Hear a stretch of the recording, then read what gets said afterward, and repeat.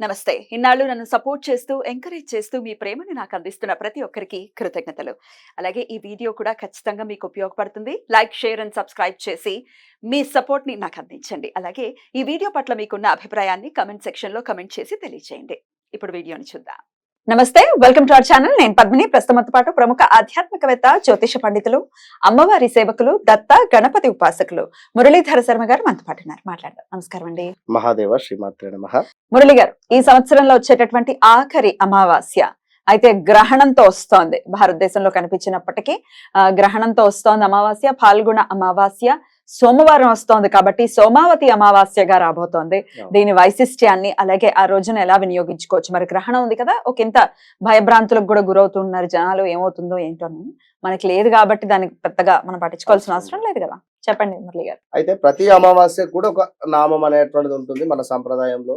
కనుక ఇప్పుడు అది లాస్ట్ చొల్లంగి అమావాస్య అని, అంతకుముందు ఇంకో మరొక అమావాస్య అని, ఇప్పుడు వచ్చేటువంటిది సోమవతి అమావాస్య.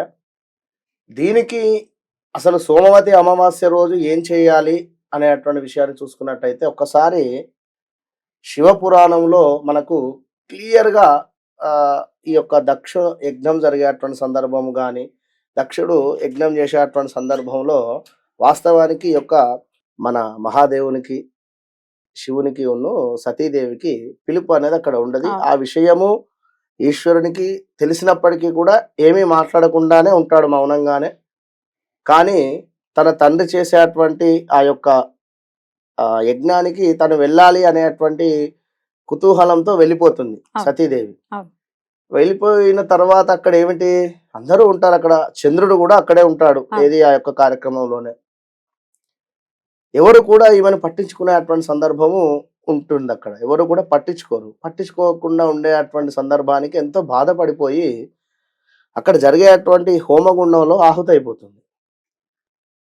ఈ విషయాన్ని తన మూడో కంటితో గాని గమనించినటువంటి ఆ యొక్క మహాదేవుడు, మన యొక్క ఈశ్వరుడు ఉగ్ర రూపానికి వచ్చి తన యొక్క వెంట్రుకల నుండి ఒక 4 వెంట్రుకలు తీసి బండకేసి కొడితే అందులో నుండి వీరభద్రుడు రావడం జరిగింది. అటు పిమ్మట ఆ యొక్క వీరభద్రునికి ఏమని ఆజ్ఞ, పోయి సర్వనాశనం చేసిరా అని చెప్పి ఈశ్వరుడు ఆజ్ఞాపించగానే వీరభద్రుడు అక్కడికి వెళతాడు. వారి యొక్క అందరి సైన్యంతో కలిపి, అంత శివగణాలతో అందరితో కలిపి వెళ్తారు. అక్కడికి వెళ్ళిన తర్వాత అందరినీ ఇక అసలు మామూలు దెబ్బలు కాదు, ఇక పిచ్చి కొట్టుడు కొడతారు. అందులో చంద్రుడు కూడా ఉంటాడు, చంద్రుడు కూడా ఉన్నాడు అందులో. అయితే ఇక ఇక్కడ వీళ్ళందరినీ కూడా చితకబాదిన తర్వాత చంద్రుడు ఈశ్వరుని దగ్గరికి వెళతాడు. ఈశ్వరుని దగ్గరికి వెళ్ళిన తర్వాత, అయ్యో ఈశ్వర, మరి నేను అసలే ఎంతో సుందరంగా ఉండేటువంటి వాడిని, నా యొక్క ఆకారం నాకే చూసుకోవడానికి ఎంతో అవహేళనగా ఉంది, ఏదైనా వరం ఇస్తే బాగుంటుంది అని చెప్పి వేడుకోగా, సోమవారం నాడు వచ్చేటువంటి అమావాస్య రోజు నువ్వు పంచామృతాలతో అభిషేకించుకో, తప్పకుండా నీకు మంచి రూపము ఎప్పటిలాగానే వస్తుంది అని చెప్పి ఈశ్వరుడు తనకు వరాన్ని ఇస్తాడు. అందుకని సోమవతి అమావాస్యగా మనకు చెప్పుకోవడం జరుగుతుంది. ఇక్కడ ఇదొకటి.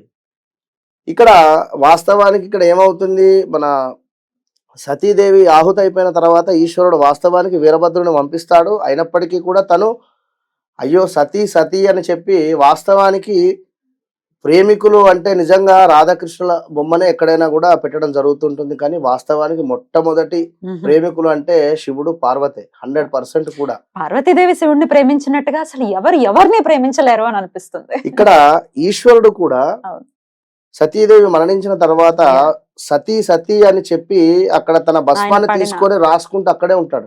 ఆయన పడిన వేదన మామూలు వేదన కాదు, అసలు ముల్లోకాలు కూడా కంపించిపోతాయి. అసలు ఎక్కడా సృష్టి కార్యాలు లేకపోయేసరికి ఉన్నటువంటి మన దేవతామూర్తులు అందరూ కూడా వచ్చి ఈ యొక్క ఈశ్వరుణ్ణి బాధ చూడలేక మరణించినటువంటి సతీదేవి మరలా పార్వతీదేవిగా ఉద్భవించి తనని కళ్యాణం చేసేటువంటి పరిస్థితి. అంటే చూడండి ఎంతటి ప్రేమ ఈశ్వరునికి తన సతీదేవి అంటే. వాస్తవానికి చాలా గొప్పది. పార్వతీదేవి కూడా అంతే. కనుక అందుకే జగదప్పితరో వందే పార్వతీ పరమేశ్వరులు ఇద్దరు అమ్మా నాన్నలు అంతే.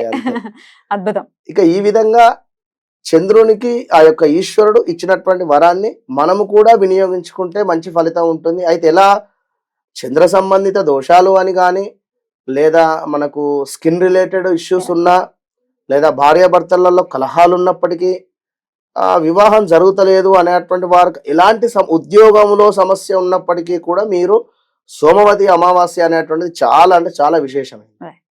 ఆ రోజు అభిషేకం చేసుకుంటే మంచి ఫలితం ఉంటుంది. అంతెందుకు, సోమవతి అమావాస్య రోజు నాడు, అంటే ఈ సోమవతి అమావాస్య అని తెలియకుండా ఒక 2 కాకులు శివుని ఆలయం చుట్టూ ప్రదక్షిణ చేస్తే వచ్చేటువంటి జన్మలో శంకరుని యొక్క గణాలలో చేర్పించుకునేటువంటి వారికి అంతటి పుణ్యం లభించింది. ఇది కాశీ ఖండంలో మనకు క్లియర్ గా చెప్పబడింది. కనుక మీరు కూడా ఈ యొక్క సోమవతి అమావాస్య రోజు నాడు ఈశ్వరుని దర్శనం చేసుకోండి, ప్రదక్షిణ చేయండి, దీపారాధన చేయండి. ఉదయం అంతా కూడా ఇక మధ్యాహ్నము 11:30 నుండి 12:30 ప్రాంతాలలో పితృదేవతలకు సంబంధించినటువంటి వారి యొక్క నామాలను కానీ, వారి యొక్క పేర్లను, వారి యొక్క గోత్రాలను అన్నీ కూడా చెప్పుకొని దక్షిణం వైపుగా కూర్చొని, మీ ఇంటి ముందు కానీ ఇంటి లోపలైనా కూడా పర్వాలేదు, నల్ల నువ్వులను చక్కగా కూడా వాళ్ళ పేర్లను చెప్పుకుంటూ తర్పణాలు విడిచిపెట్టండి. ఇలా వాళ్ళ పేర్లు చెప్పుకోండి, తర్పయామి తర్పణాలు విడిచిపెట్టేసేయండి, పర్వాలేదు. అంటే సరిపోతుంది. అక్కడికి ఇక మరలా వేరే బ్రాహ్మణుని పిలిచి మీరు విడిచిపెట్టించుకుంటాను అనుకుంటే పర్వాలేదు, ఇలా సరిపోతుంది. ఇవి ఏవైతే ఉన్నాయో ఇవన్నీ కూడా చేసుకోండి, మంచి ఫలితం ఉంటుంది. ఇదొక ప్రాసెస్. ఇక వాస్తవానికి సోమవతి అమావాస్య అంటేనే రావి చెట్టు విష్ణు ప్రీతి. రావి చెట్టు చుట్టూ కూడా 108 ప్రదక్షిణాలు చేసి, మన దారపువ్వుతో 108 ప్రదక్షిణాలు కూడా కట్టేసి, స్వీట్లు, పండ్లు, వస్త్రాలు చక్కగా కూడా నివేదన చేసి, ఆ యొక్క విష్ణుమూర్తే అని భావన చేసుకొని ఆ యొక్క రావి చెట్టుకు ఇవన్నీ కూడా తీసుకువెళ్ళి బ్రాహ్మణులకు దానం ఇస్తారు. ఎక్కువ మార్వాడేసి ఈ విధంగా చేసుకుంటారు. కనుక మీకు ఏ విధంగానైతే ఈజీ ప్రాసెస్ అనిపించిందో ఇవన్నిట్లో ఏదైనా చక్కగా చేసుకొని సోమవతి అమావాస్య రోజు మంచి ఫలితాన్ని పొందండి. గ్రహ దోషాల నుండి విముక్తి కండి. బ్యూటిఫుల్ చాలా అద్భుతంగా వివరించారు. డెఫినెట్ గా సోమవతి అమావాస్య ఈ శోభకృతనామ సంవత్సరంలో వచ్చేటటువంటి ఆఖరి చివరి అమావాస్య. ఖచ్చితంగా గ్రహణం ఉంది. గ్రహణం గురించి ఏం పట్టించుకోవాల్సిన అవసరం? గ్రహణం ఉన్నది, అయితే మనకు అది వర్తించబడదు. కనుక ఎవరైనా ఆ సమయంలో జపాలు గాని, దానాలు గాని, దానము అనేటువంటిది అవసరం లేదు, జపం చేసుకోండి. ఏదైనా జపము, గణపతిది కావచ్చును, ఓం గం గణపతయ్య నమః గాని, లేదా దత్తాత్రేయ స్వామికి సంబంధించింది కానీ, ఏదైనా నామాలు కానీ, ఏమైనా జపాలు కానీ చక్కగా కుదిరితే నది స్నానాన్ని ఆచరించండి. మనకు లేకున్నప్పటికీ కూడా సూర్యుడు, చంద్రుడు ఖచ్చితంగా కూడా మనకైతే కనపడుతున్నారు. మనకు ఉదయము, వారికి చీకటి. అమెరికా కానీ న్యూయార్క్ ఆ దేశాలకు సంబంధించింది, వారికి ఉదయం, మనకు చీకటి, అంతే తేడా. కనుక వాస్తవానికి కూడా మనకు లేదు, మెక్సికోను, ఇక్కడ పూర్తిగా కనబడుతుంది. కనుక ఇండియా టైమింగ్స్ ఒకవేళ తెలుసుకోవాలంటే 9 తర్వాత ఉంది, 9:15 నుంచి 2 o'clock తెల్లవారుజామున. కనుక 9:15 నుండి 9:30 to 11:30, 9:30, 10:30, 11:30 ఒక 2 hours ఏవైనా జపం చేసుకోండి. చక్కగా ఓం గం గణపతయ్య నమః. ఇది కర్మ తీసేసేటువంటి మంత్రం, చాలా వీడియోలో చెప్పాను, ఇప్పుడు చెప్తున్నాను. ఓం గం గణపతయ్య నమః సరిపోతుంది. ఒక 5,000 సంఖ్య జపం అవుతుంది. ఇది మీకు ఒక 5 లక్షలతో సమానం. గ్రహణం రోజు చేస్తున్నారు కనుక, విన్నరా? కనుక గర్భిణీ స్త్రీలు కానీ, మీరు కానీ ఇలాంటివి పాటించాల్సినటువంటి అవసరం లేదు. బయట ఉండేటువంటి వారు, ఒకవేళ గర్భిణీ స్త్రీలు ఉన్నట్టయితే ఇప్పుడు మనం చెప్పినటువంటి దేశాలలో మీరు ఆ సమయానికి చక్కగా కూడా ఇంట్లోనే ఉండండి, బయటికి రాకుండా ఉంటే మంచిది. అద్భుతం అండి, చాలా చక్కగా వివరించారు. థ్యాంక్ యూ సో మచ్ అండి. నమస్తే. మహాదేవ్.